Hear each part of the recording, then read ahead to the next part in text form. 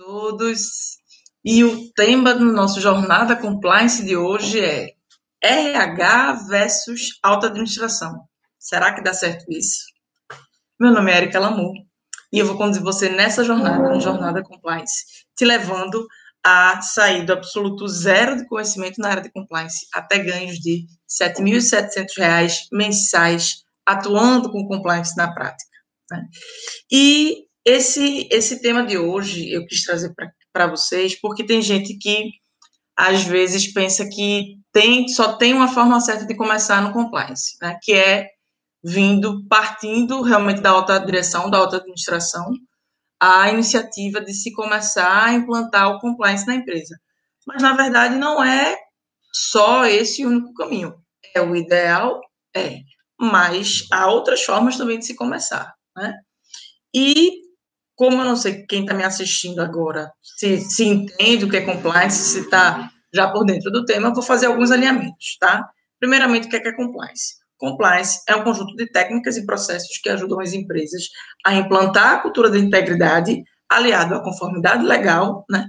E atuando também com a prevenção de riscos. Então, eu costumo dizer que se fosse uma fórmula matemática, compliance seria igual a cultura da integridade mais conformidade legal menos riscos, até porque é sempre muito mais barato prevenir do que remediar, né? Se o risco ele se concretiza, se materializa, reverter o dano que o risco causou é muito maior, né? Então, uma outra coisa que é importante você saber também é o seguinte: nas empresas, é a área de compliance que é responsável por implantar o programa de integridade, tá? Então, se você quiser saber mais detalhes sobre o programa de integridade, tanto no YouTube como no IGTV, eu gravei uma série, disponibilizei uma série chamada Os 10 Pilares do Programa de Integridade, tá? Então, vocês entram lá, maratonem, são vídeos curtinhos, cerca de 2 a 5 minutos cada um, para vocês entenderem um pouco mais desse contexto, né? E aí, voltando para o nosso tema de hoje, quando eu falo, né, nessa questão de RH versus alta direção, é justamente nesse sentido, não é que seja uma contra a outra, né? Às vezes, quando a gente usa versus, é nesse intuito de ser contra, de ser contrário. Não, é justamente porque o fluxo ideal é que parta da alta direção, porque a partir do momento que a alta direção ela atua como patrocinadora, né, da área de compliance, tudo flui melhor. Até porque é o seguinte, vão mudar processos, vão mudar sistemas, vão ser criadas ferramentas novas, algumas rotinas vão ser alteradas, porque passa a ser necessário se contar com algumas checagens, como, por exemplo, do diligence de integridade, né? E aí, por conta dessas alterações, para que essas alterações sejam bem recebidas, é sempre melhor quando parte de cima, né? Quando vem top, down, de cima para baixo, ou seja, da alta direção, da alta administração, dos donos ou sócios da empresa, para o restante da companhia, tá? E tem gente que fica, né, se perguntando assim, poxa, mas será que porque o RH me chamou não é uma situação em que a alta administração está querendo implantar um compliance de fachada, que foi o que a gente conversou na última live, né, da possibilidade da alta administração estar chamando você para atuar com compliance de fachada? Se você não assistiu, quando acabar aqui a live, vai lá no YouTube ou vai no GTV e vê a gravação dessa live, tá?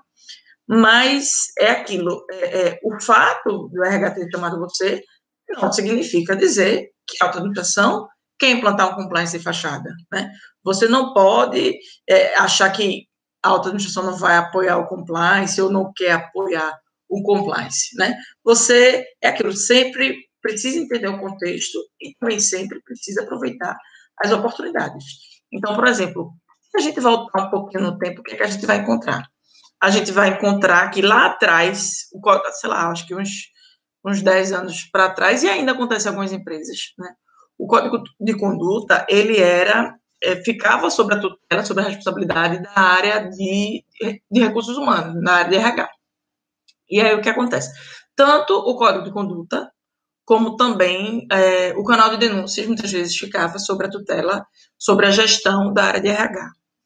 E por que isso acontecia? Né? Porque o RH é uma área que ele cuida de pessoas. Então, a partir do momento que o Código de Conduta ele diz como você deve proceder, ele diz qual é a conduta que você deve ter, então significa justamente que você é interessante que fique com o RH, né? O código de conduta. E aí o que acontece? Você precisa ter em mente que você tem que aproveitar cada oportunidade que aparece.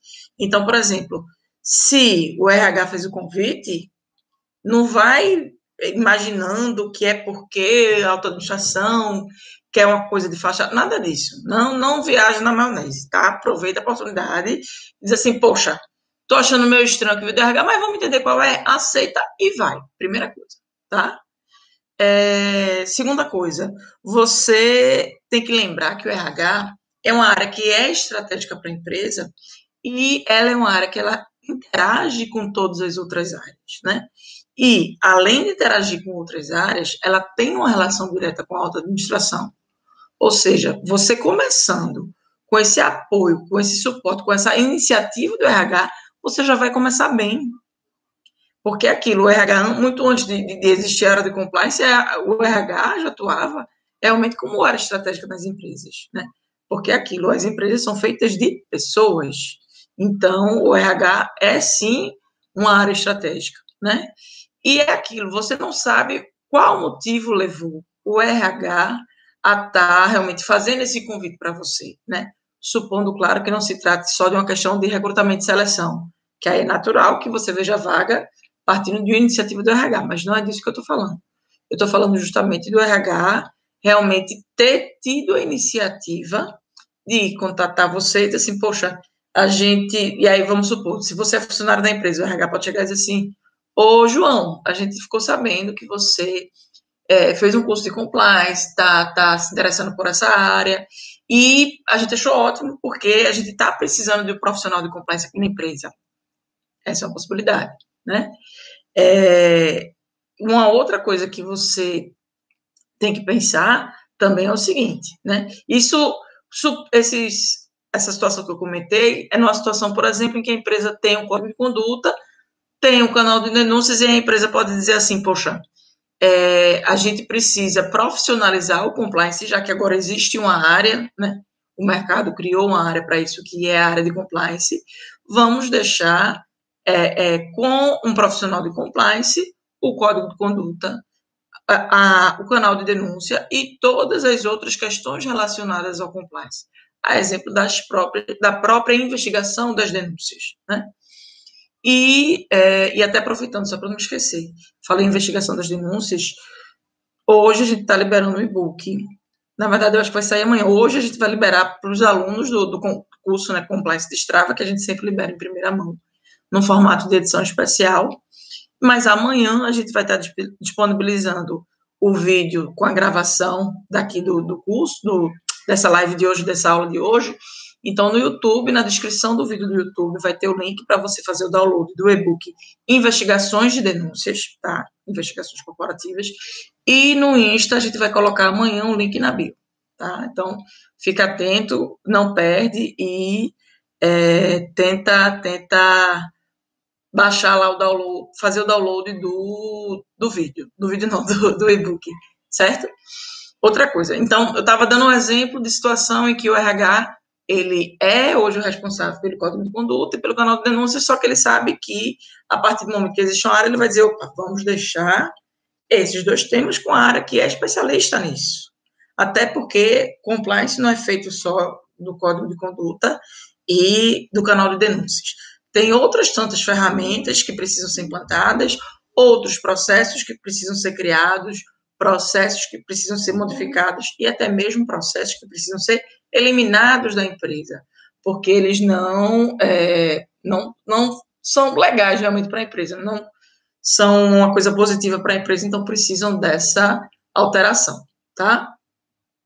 Uma outra situação que pode ter levado o RH a fazer esse convite para você diz respeito ao quê? Diz respeito àquela situação que a empresa nunca teve um código de conduta, nunca teve um canal de denúncias, sabe que tem uma série de questões que precisam ser trabalhadas, principalmente, por exemplo, partindo do RH, o RH consegue fazer um acompanhamento, por exemplo, de que na empresa está aumentando o número de assédio, de casos envolvendo assédio moral, né? Mesmo sem ter um canal de denúncias para esse fim. É natural que as pessoas procurem o RH, né? Principalmente quando esse assédio moral, ele acontece por meio do gestor imediato da pessoa. A pessoa acaba procurando o RH, procura alguma pessoa de confiança do RH, para relatar que esse tipo de situação está acontecendo com ela, né? E, diante de situações como essa, por exemplo, o RH sabe que ele não tem o conhecimento técnico para esse fim, né? E é até interessante que eu vejo alguns profissionais de RH atentos ao compliance, né? Mas é aquilo, a ideia é o quê? Dar o ponto de partida na área que ele já está, que é o RH, mas depois conseguir fazer a migração para outra área. E não tem problema nenhum quanto a isso, tá? É aquilo, você precisa realmente começar, né? Então, nesse exemplo, quando a empresa não tem sequer um código de conduta, e acredite, para quem atua no compliance já há um tempo, pode achar que isso é meio que um assunto já batido, mas não é. A grande maioria das empresas não possui um código de conduta. Pode até entender o que é, porque pelo nome é um pouco lógico, mas até não sabe exatamente como funciona, qual é de quantas regras a gente está falando, se tem regra, não tem, qual é o formato do código de conduta, né? A grande maioria das empresas no Brasil não possui código de conduta, e isso é uma realidade, né? O mesmo se aplica ao canal de denúncias. A grande maioria não possui um canal de denúncias. Por mais que a gente bata muito nessa tela aqui com vocês, nas nossas lives, é a realidade, né? E é aquilo que eu tenho que trazer sempre a realidade para vocês. Só que é aquilo, encarem isso como uma oportunidade, né? Se não tem, pode ser você a pessoa que vai levar esse conhecimento para a empresa, vai levar essa informação para a empresa, tá? Então, você precisa realmente estar atento e, mais do que nunca, ficar realmente com uma visão positiva das coisas, né? É aquilo, não é porque o RH não vai ser a área responsável pelo compliance que vai ser o fim do mundo se ele te chamar. Pelo contrário, né? O ideal é o quê? Até para vocês entenderem. O ideal é que a área de compliance ela seja ligada ao conselho de administração, ou aos acionistas da empresa, ou aos donos da empresa, né? Até porque, o que acontece? A área de compliance é meio que como se fosse um Ministério Público. Precisa de independência funcional e orçamentária. Para quê? Para que ele consiga, em determinadas situações, investigar diretores, caso eles venham a ser envolvidos em denúncias, né? Porque é aquilo, minha gente, a gente tem que ser realista. Diretor se envolve em fraude, presidente se envolve em fraude, comete desvio. E se você ficar subordinado a essa pessoa ao invés do dono, como é que você vai tratar a situação da fraude e desvio? Você não tem como, você vai ficar de mãos atadas, né? Então, é por isso que a recomendação é que o profissional de compliance, que a área de compliance, fique ligada diretamente ao órgão máximo da empresa, que geralmente, a depender da instituição, se dá por meio da figura do conselho de administração, ou, a depender do porte, por exemplo, nas médias, geralmente é o acionista ou sócio, tá? Seja ele o fundador ou não, né, que às vezes já passou do pai para o filho, mas enfim, é o acionista ou sócio que é a entidade máxima na empresa em termos, por exemplo, de poder de decisão, tá?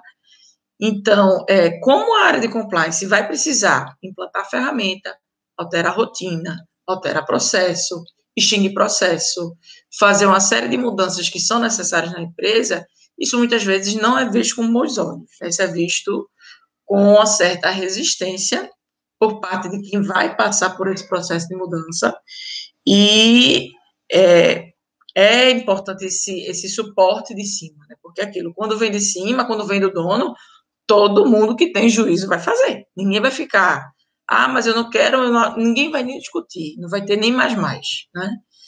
Mas não é porque não pode acontecer de vir para você o convite para essa área, né? Sem ser da administração que você vai negar, né? Eu estou falando de RH, gente, mas é importante que vocês entendam que eu trouxe o RH como um exemplo, tá? Justamente porque o RH é uma área que, historicamente, é responsável pelo código de conduta antes de existir a área de compliance. Mas é comum, talvez até mais comum do que se imagine, que o compliance ele comece sem estar ligado à alta direção. Então, por exemplo, ele pode estar ligado à diretoria administrativa, ele pode estar ligado à diretoria financeira, também já vi ligado, até a diretoria de qualidade eu já vi estar ligado. O compliance surgir a partir dessa diretoria, por iniciativa dessas diretorias, né? E às vezes o profissional ele fica um pouco inseguro realmente, mas, poxa, mas vai dar certo começar subordinado à área de qualidade, diretor de qualidade, será que vai dar certo ser subordinado ao diretor financeiro ou ao diretor administrativo, né? Entenda o seguinte, uma coisa que a primeira coisa que você tem que fazer é aceitar a proposta, ponto, né? Aceita, e aí, à medida que as coisas forem caminhando, você vai ajustando a rota, né? Então, uma coisa que você pode fazer, por exemplo, deixa baixar um pouco a poeira da sua contratação ou da sua promoção interna, se for o caso, e aí o que é que você faz? Você vai propor, né, uma estrutura para a área de compliance. E aí o que é que você faz? Você cria essa estrutura de uma forma que você consegue fazer com que, após o primeiro ano, você deixe de ser subordinado a essa área que chamou você, seja o RH ou seja outra diretoria. A partir do segundo ano, você esteja ligado, por exemplo, subordinado, por exemplo, à presidência da empresa, e a partir do terceiro ano, você passe a estar ligada a realmente ao conselho de administração ou sócios, aos donos da empresa, né? Não precisa ser uma coisa de uma hora para outra. Agora você vai ter que perceber, né, como é realmente a cultura da empresa. Qual é o momento certo de fazer isso, qual é a estrutura que você vai propor. E aí, se você tiver sido contratado para esse fim, você tem que observar, né, como é que funciona realmente a cultura da empresa, como é que acontecem certas questões, né? E no caso de consultor também, tá, gente? Eu, por exemplo, já atendi clientes cujo contato inicial se deu por meio do RH, né? O RH que teve a iniciativa de criar a área de compliance na empresa, costumo dizer que o RH que apadrinhou o compliance, por isso até que eu trouxe como exemplo, né? E aí, o que foi que eu fiz? Após eu entender qual era a demanda, o que é que o RH, por que o RH estava me chamando, o que é que ele queria em termos de compliance, será que ele entendia o que era compliance? Será que ele já tinha alguma coisa em mente? Alguma ideia sobre o projeto de criação da área? Enfim, né? É fundamental a gente ouvir, seja consultor ou CLT, seja funcionário, né? A gente tem que ouvir qual é a necessidade da empresa para, então, conseguir dar uma melhor solução, né? Uma melhor alternativa para a empresa em termos de forma, de estrutura que a gente vai oferecer aquele serviço. Mas, Érica, eu sou funcionário, eu vou oferecer serviço? Vai, meu amor, porque todo funcionário oferece seu serviço, tá? É aquilo, você precisa ter visão de empreendedor, né? Você precisa entender que você oferece um serviço seu, né? Em troca de um pagamento pelo seu serviço, que é o seu salário, e você vai precisa ter também um olhar de dono, né? Aquela preocupação de olhar a empresa, por se a empresa fosse minha, o que é que eu faria? Porque aí, lógico que você vai querer o que é melhor para a empresa, tá? Então, nesse cliente, que não vou citar o nome, que a iniciativa partiu do compliance, o que foi que a gente fez, né? Eu expliquei para ele como é qual era a forma ideal, realmente, de funcionar a área de compliance, em termos, por exemplo, de subordinação, em termos de apoio da auto-administração, em termos de patrocínio da auto-administração.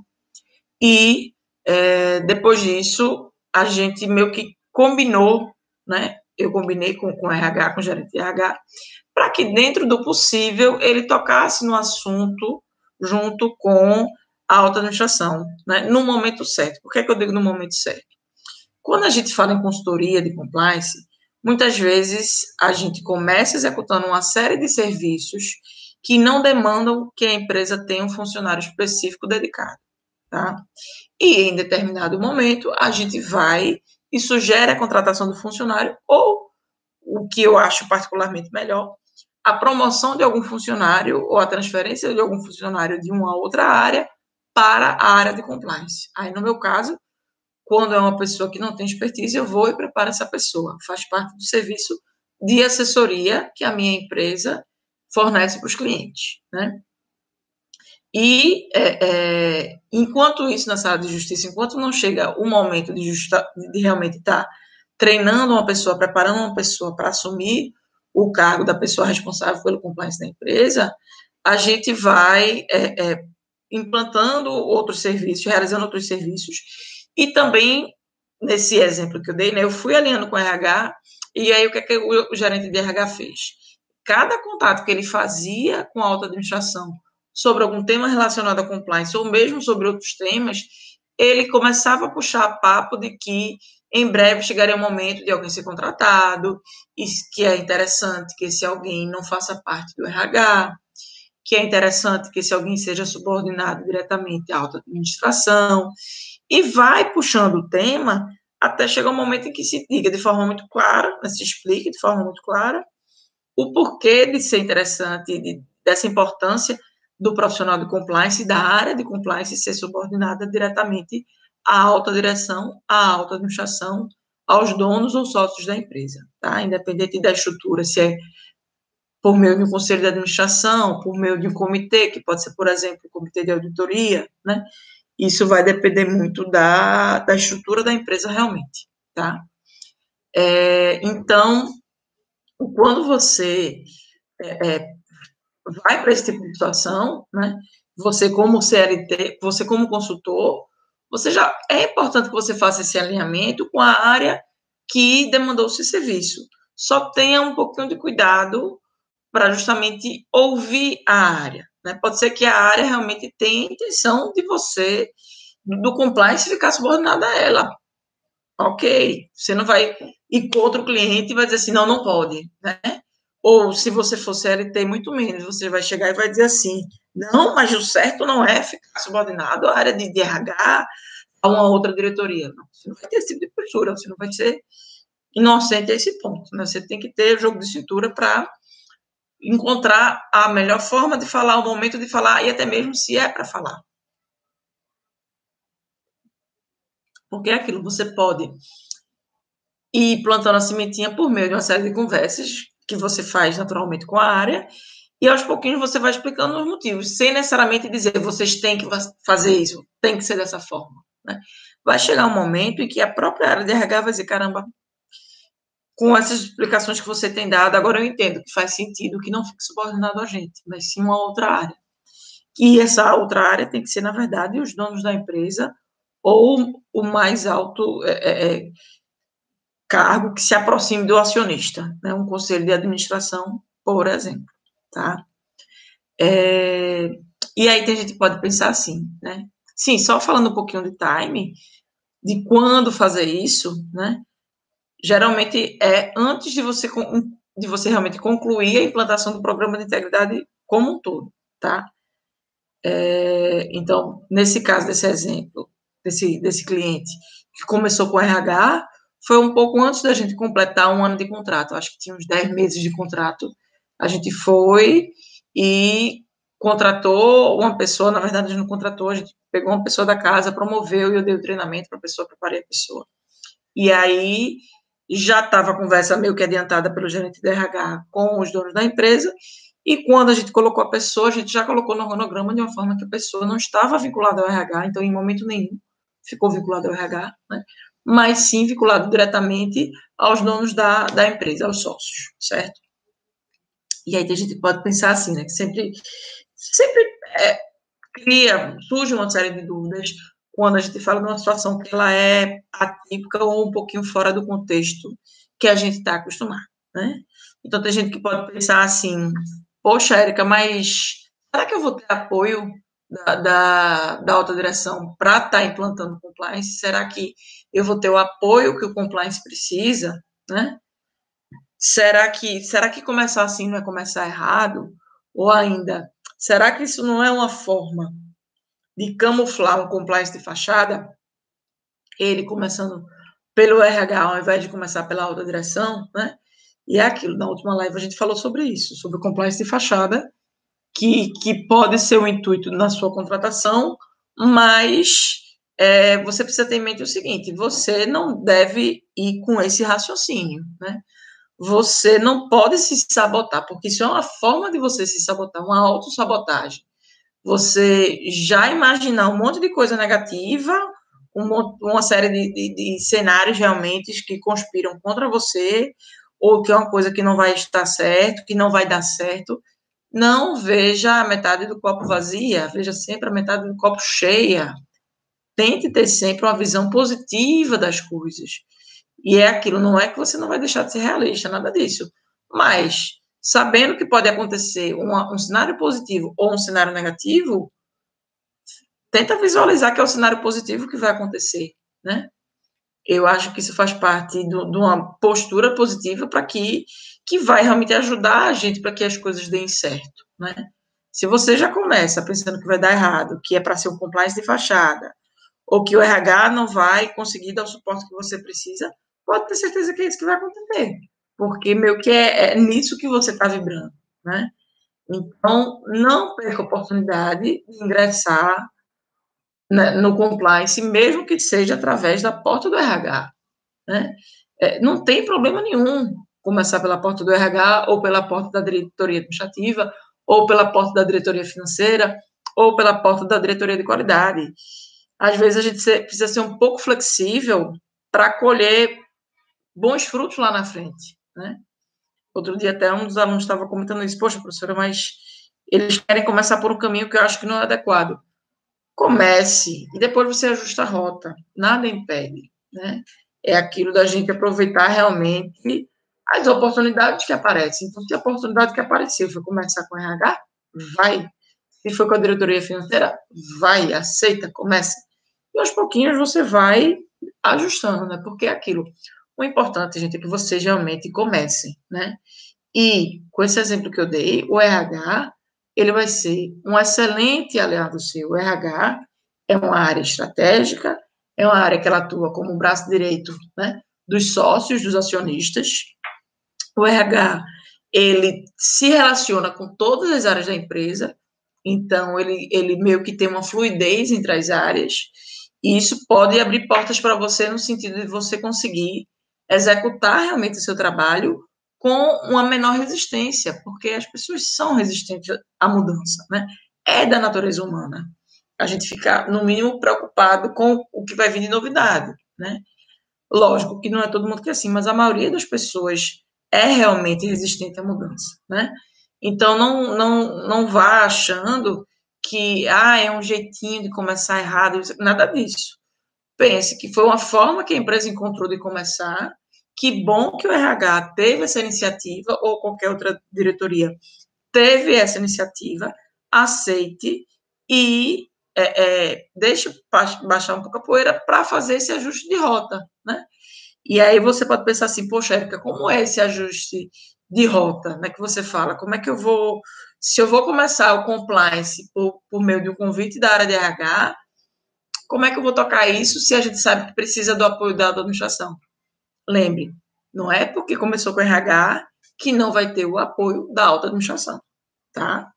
Então, recapitulando algumas coisas que eu falei aqui e também até estruturando em forma de dicas, né, como é que você pode fazer realmente para estar começando com o compliance, mesmo que o convite tenha surgido a partir do RH, primeira coisa que você vai fazer, se o RH te procurou para começar o compliance, aceite.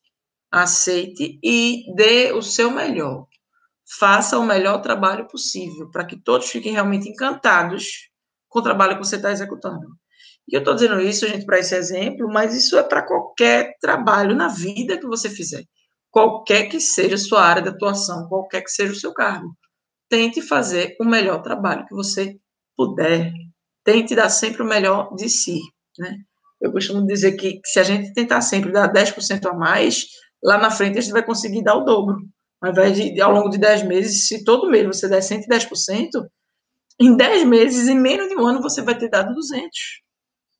Então, isso é uma dica para a vida, tá? Para a sua vida profissional, até pessoal também, né? Tudo que você fizer. Tente dar um pouquinho mais de você, tente se dedicar um pouco mais, que o resultado vai vir muito antes do que você imagina, tá? Uma segunda dica que eu posso dar, que eu quero dar para você. Não acho que você vai estar entrando pela janela, né? O RH é uma área importante, é uma área estratégica, é uma área que tem contato direto com a alta direção, é uma área que pode te ajudar a ter fluidez entre as outras áreas para que você consiga implantar as mudanças que você precisa sem ter tanta resistência, né? E o RH vai poder te ajudar, justamente porque é uma área que ela tem relação direta com a hierarquia da empresa, né? É a área que é responsável pela criação, atualização do organograma da empresa.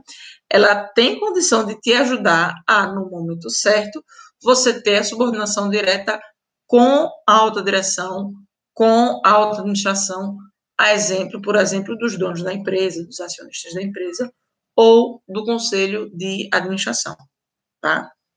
Uma terceira dica: quando você for elaborar o seu projeto de criação da área de compliance, né, contemple a evolução dessa área em relação, por exemplo, à subordinação. Né? Como é que vai acontecer a evolução da subordinação da área de compliance no transcurso do tempo? E aí você trabalha com um período máximo de 3 anos. Tá? É tempo mais do que suficiente para você fazer essa evolução de subordinação. Evolução no sentido de, no primeiro ano, você está subordinado ao RH, por exemplo. No segundo ano, você já pode colocar, por exemplo, que você vai estar subordinado à presidência, né? E no terceiro ano, o cenário ideal, que é a subordinação ao conselho de administração, ou então ao presidente, aos donos da empresa, aos sócios da empresa, né? Lembrando o seguinte: se por acaso você já for funcionário da empresa e realmente passar por uma migração de mudança de uma área X para a área de compliance, você pode encurtar esse tempo. E aí, para que você consiga encurtar esse tempo de 3 anos, que eu estou sugerindo como limite máximo, tá? Para que você fique subordinado aos donos da empresa, aos sócios da empresa, você precisa o quê? Você precisa entender como funciona a cultura da empresa. Você precisa observar como funciona a cultura da empresa em relação a definições de hierarquia e definições de subordinação, tá? Então, você pode, por exemplo, conseguir isso em 2 anos, você pode conseguir isso em 1 ano e meio. Tudo vai depender de como a área de compliance vai estar evoluindo. Ou seja, tudo vai depender de como você está realizando o seu trabalho e de como você vai realizar as suas entregas, né?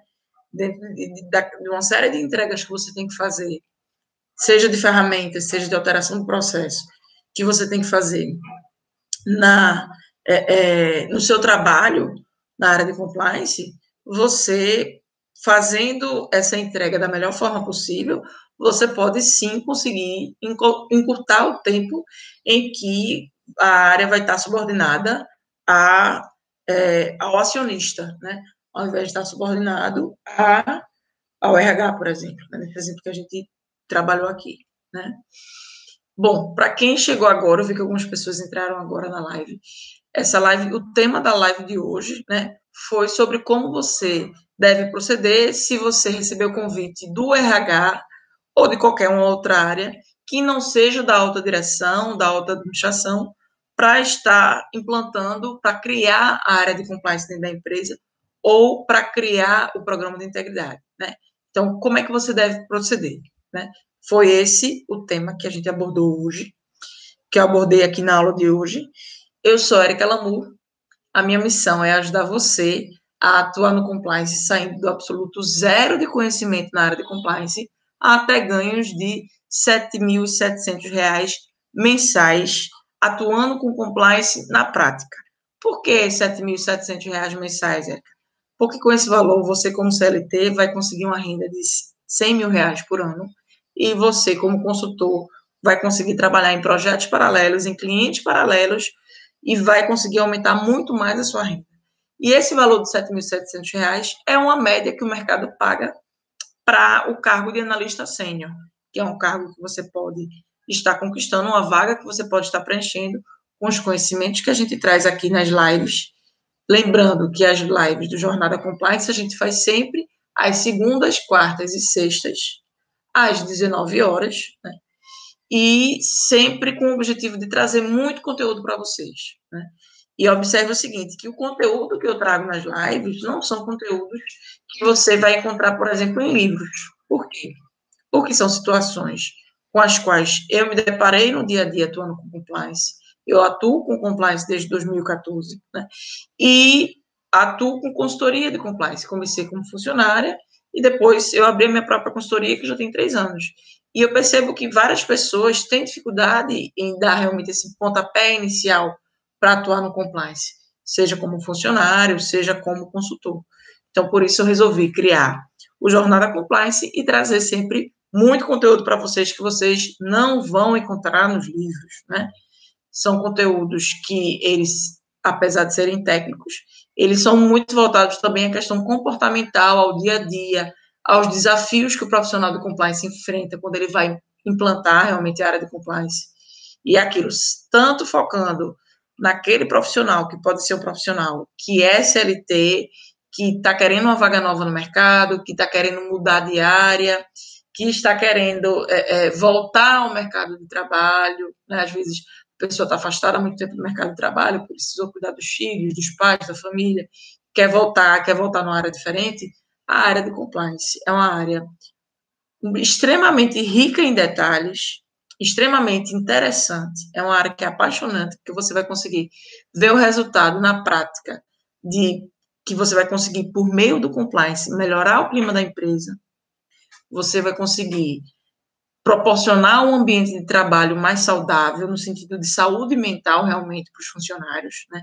A partir do momento que você disponibiliza ferramentas como o canal de denúncias, para que eles relatem situações que não estejam de acordo com o código de conduta da empresa.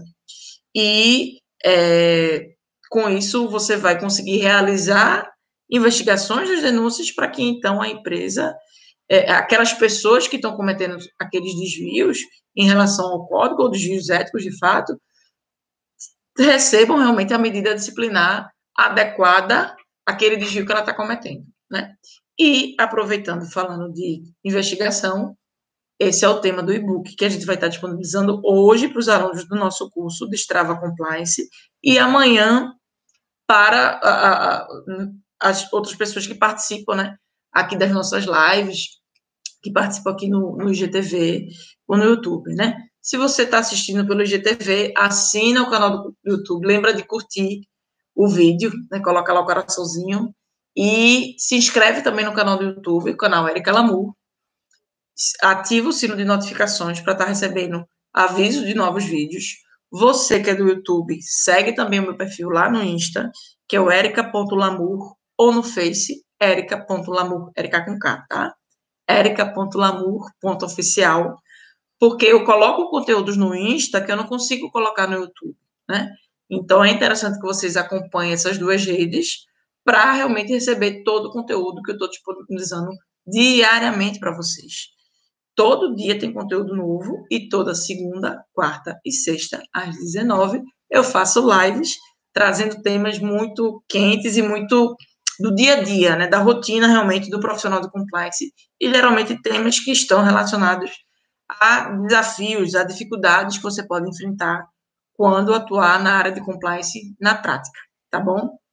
Obrigada a todos vocês por terem assistido até aqui. Tenham todos um final de semana excelente, né? E a gente se encontra segunda-feira, tá bom? Um beijo para vocês. Tchau, tchau, gente.